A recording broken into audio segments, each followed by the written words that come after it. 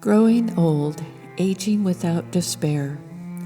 Most women start worrying about their age around the time of 30. By the time they're 40, they might be in a silent panic.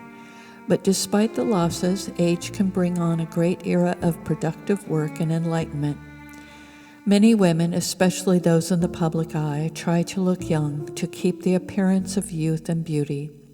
They pride themselves on looking like their daughters, but by the time they have grandchildren, most give up trying to look that young. They may dress young or try to look 50 when they are 70, but most just stop looking into the mirror. Like the young, the worst fear is lack of money. The retirement people prey on this, going on about the growing number of the aged poor. However, they forget that retirement savings is for the middle class. For the working class spend most of their money supporting their families and trying to make ends meet. They ignore aging until it looks them in the face, where they cannot get a job or their health breaks down. For centuries, the poor have looked to others for health and age, usually their children, sometimes their masters, and now the government. And everyone asks, what is there to look forward to? Why would I want to just fall into obscurity and pain and death?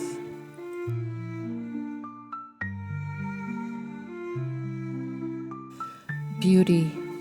During their 30s, most women see aging as the loss of beauty, whether through weight gain from pregnancy or the appearance of wrinkles. I'm showing you a series of pictures of before and after haircuts, where stylists have cut and dyed the hair of aging women and put makeup on them to show you how much younger and better they look. In a fit of rage, I cut my own long hair, and everyone told me that I look younger. I regret not having long hair, and I'm growing it back out. It gave me style to have long hair. I don't like these pictures, for I think women lose their individuality, which appears in their hair. They may look better in the eyes of most, but I don't like the loss of self in conforming to styles that make you look younger. Where did that come from? My mother used to say that a woman could hide her age in her face, but not in her hands. The loss of fat and collagen in the dermis ages the hands, but the real age is arthritis. A haircut and makeup might boost your ego, but health is the only answer to aging, for arthritis will make you feel older than you look.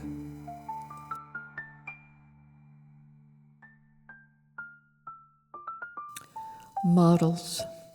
I'm going to show you slides of women who developed their art or turned to their professional calling late in life. I'll tell you who they are, but look them up as inspirational models. Charlotte Jochebek was a Zen master who didn't start teaching until she was in her 60s. Her books are some of the best Buddhist books I've read. Georgia O'Keeffe spent her whole life creating her life, from making her own clothes to the famous paintings. After she developed macular degeneration, she turned to ceramics.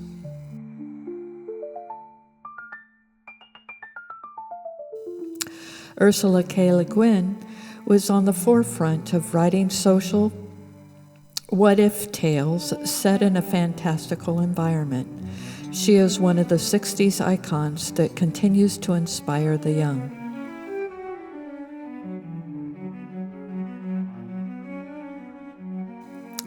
Joan Didion was an essayist with scathing wit who was one of the best writers of the 70s and 80s. She could see through all the bullshit and wasn't afraid to call it out.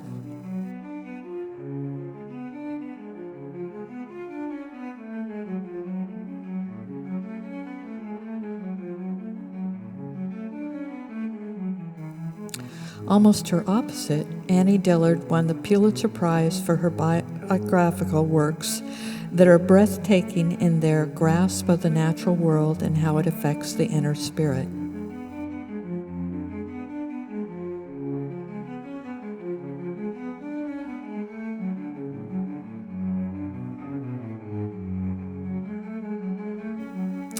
Martha Graham helped change the face of dance and performance art forever. Unafraid to project the passion and violence of the human spirit, more than 100 years her works are still being performed.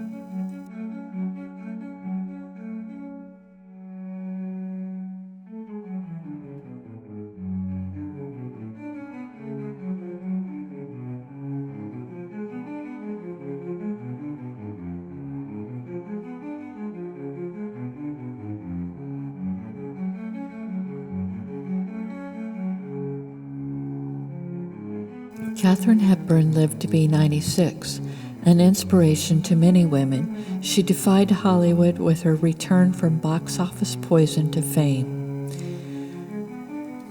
Odetta was on the forefront of the civil rights movement, turning from an opera career to sing folk and spiritual songs, inspiring many famous singers of the 60s.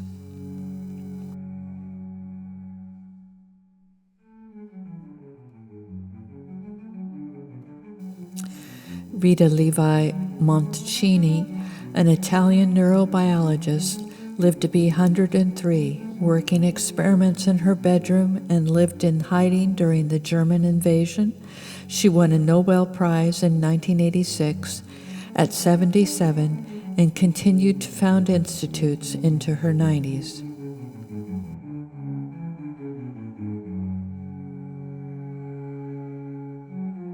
Another winner of the Nobel Prize, Mother Teresa, was an Albanian nun doing work in India.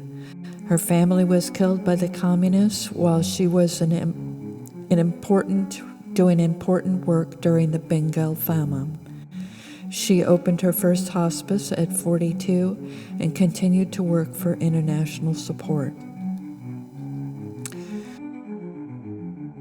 Whoopi Goldberg, after a difficult childhood, finally broke into comedy and acting in her 30s, and in her 70s she continues her career in acting and activism. Ruth Stout is a famous figure in gardening circles, famous for her no-dig gardening methods. She was still gardening in her 90s.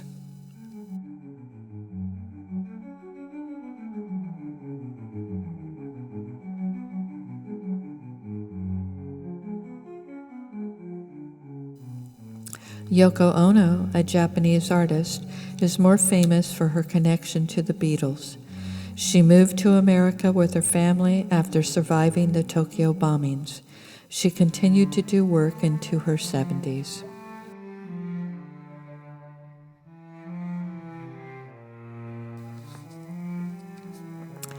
Amy Tan was born to parents who survived the chaos of the Chinese Civil War. Her books, reflecting her relationship with her mother, became extremely popular, although she herself continues to struggle with depression.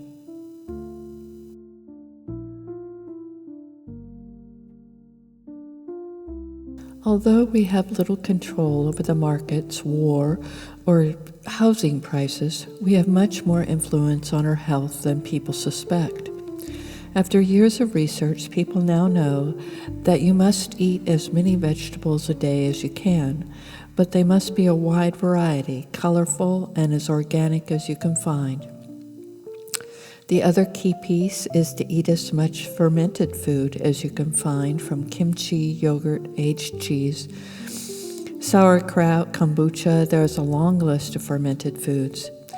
Clean Food Living on YouTube is the best channel I've found for doing your own ferments. Soups are also a way to pack in veggies.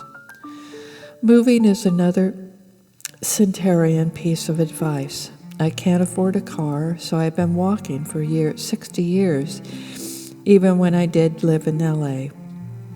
Walking, training with weights, and stretching will keep you strong and mobile. Getting outside every day is vital for your health, especially as you age. The last piece is sleep and keeping your daily rhythm so that you don't suffer from insomnia, which will add to the stress. Looking at the rising sun will adjust your internal clock. Some people have their clocks very different. Research shows that if you have a period of deep sleep every day at the same time, this is what you need.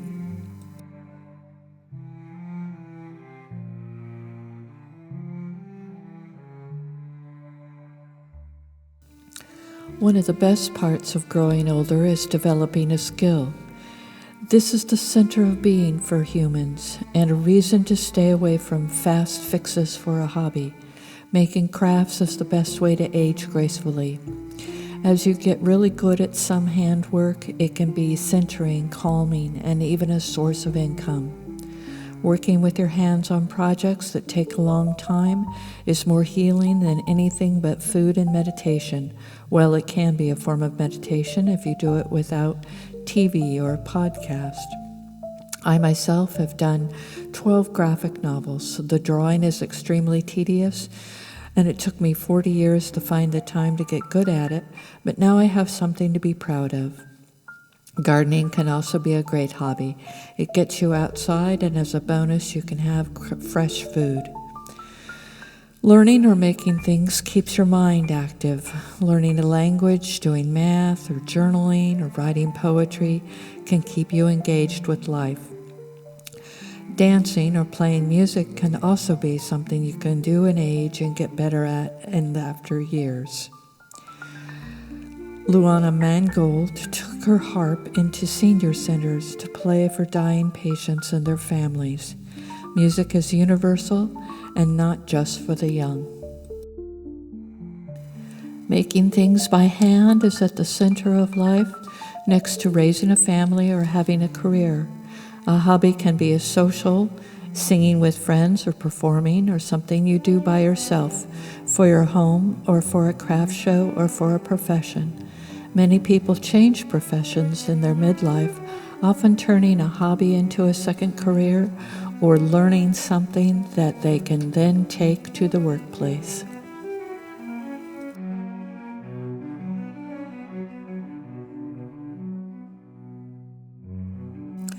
The most exciting part about growing old is something that can really only happen after a certain age. Most people follow a path of their life to arrive at a place where the paths meet, and they can see that the path they followed was where they were unbalanced or needed to experience. At that center, they are ready then to move into a greater spiritual growth. For some, the quietness of meditation can help them see where they are rather than just keep cycling in the drama of being stuck. Some find that being able to quiet the mind and begin a real life only happens after decades of meditation. Others find that they have reached this state through the meditation of daily tasks or of having to control the mind to deal with family or work. Some have found that the center through years of journaling. Others find that in their later life they finally have the mental space to do meditation, whether through sitting, moving like walking or yoga, or just getting into the boring tasks of life and finding that they have transferred you out of the whirlwind of your mind into a clear space. People find that simplifying their lives can help, reducing down to the essentials and giving up the trappings of the young. Growing old can be wonderful, not a time of despair.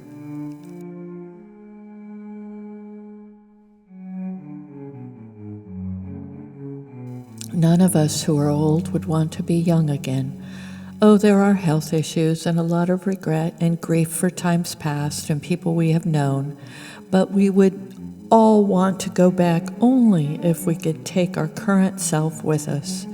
No one wants to be stuck again, trying to get our way, trying to be beautiful, trying to get a date, trying to fit in, trying to please a boss, trying to juggle kids and work and a spouse and keep up some semblance of order in a life of chaos. None of us would want the moods, the clothes, the exhaustion of being young again. We look back and we think, was I really that stupid? Was I really that gullible? Why did I waste so much time on these people? Despite the grief and the health, we have learned to stop and smell the flowers. We've learned to appreciate quiet and the friends who we've known so long. We appreciate the simple chores and the way the days look, the seasons look, and the years look. Most people suffer in this world because of health and poverty, but not because of age. All of us who are old would only say to our younger selves, calm down, stop taking it too seriously, and make sure you brush your teeth.